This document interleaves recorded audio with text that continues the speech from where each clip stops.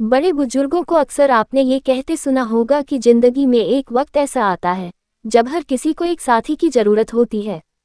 रतन टाटा के साथ भी ऐसा हुआ। सब कुछ होने के बाद जिंदगी में एक दौर ऐसा आया जब उन्होंने ये कमी खलने लगी थी। इस बात का जिक्र उन्होंने अपनी बेहद खास दोस्त सिमी ग्रेवाल से की थी। दरअसल सालों पहले रतन टाटा एक्ट्रेस के talk show rendezvous with Simi Grewal में पहुंचे थे।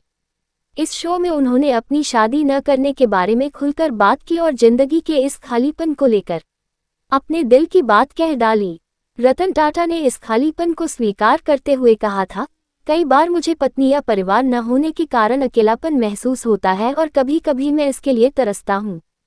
उन्होंने बताया कि जहाँ उन्हें किसी और की चिंता का बोझ न होने की आज़ादी का आनंद मिला, वहीं कभी कभी ऐसे भी पल भी आते हैं जब मैं अकेला हो जाता हूँ। ये खालीपन मुझे महसूस होता है। जब सिमी ने उनसे पूछा कि किस चीज़ ने उन्हें शादी करने से रोका, तो टाटा ने इसके लिए समय और काम पर उनके गहरे फोकस सहित विभिन्न कारकों को जिम्मेदार ठहराया।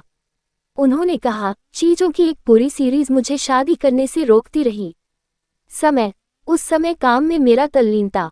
मैं कभी कभी शादी करने के करीब भी आया, लेकिन बात नहीं बनी। सिमी ग्रेवाल खुद एक बार रतन टाटा को डेट कर चुकी है और उन्हें इस बारे में बात भी की है। उन्होंने बताया था कि मुंबई में रतन टाटा मेरे पहले दोस्त थे। हम दोनों अभी विदेश से टेरा इनकॉग्निटा में लौटे थे। दोनों एक अज्ञात दुनिया की दहलीज पर हैं। दशकों की सफलता के बावजूद रतन की विनम्रता और निष्ठा कभी कम नहीं हुई। उन्होंने आगे कहा था, एक ऐसे व्यक्ति के लिए जो प्रसिद्धि की फ्लैशबल्ब चकाचौंध से दूर रहता है, रेंडेजवस पर मेरा पहला अतिथि बनना रतन की उदारता थी। मेरा दिल उसके दिखावे की कमी से अभिभूत था। मुझे याद है कि जाने से पहले उन्होंने उनमें से प्रत्येक से हाथ मिलाया था अपनी मारुति में। इसी एपिसोड में रतन टाटा ने लोगों की उनके बारे में वैरागी होने की धारणा के बारे में बात की थी। उन्होंने कहा था कि मुझे लगता है कि मैं इससे पीड़ित हूँ। यह आता है, आप पूरे दिन ऑफिस में रहते हैं, बहुत सारे लोगों के आसपास होते हैं, बहुत सारे टेलीफोन कॉल होते हैं और वहां से जाने में कुछ शांति की भावना होती है।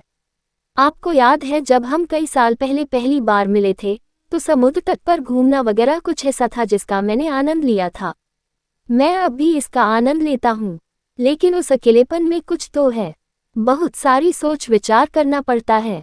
ये पूछे जाने पर कि क्या वह लोगों पर भरोसा करते हैं, टाटा ने जवाब दिया, हाँ, मुझे ऐसा लगता है।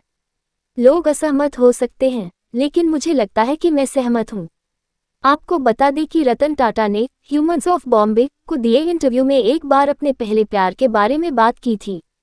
उन्होंने बताया था, मैं लॉस एंजेलिस में था, मुझे प्यार हुआ और मेरी लगभग शादी होने वाली थी, लेकिन उसी समय मैंने वापस जाने का फैसला ले लिया था।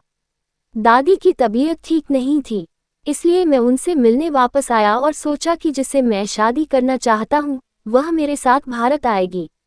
लेकिन साल 1962 के भारत चीन युद्ध के कारण उसके माता पिता उसके इस कदम से सहमत नहीं थे और रिश्ता टूट गया। रतन टाटा के निधन से भारत के कॉर्पोरेट और परोपकारी परिदृश्य में एक गहरा खालीपन आ गया है, लेकिन एक दूरदर्शी और दयालु आत्मा के रूप में उनकी विरासत कायम रहेगी।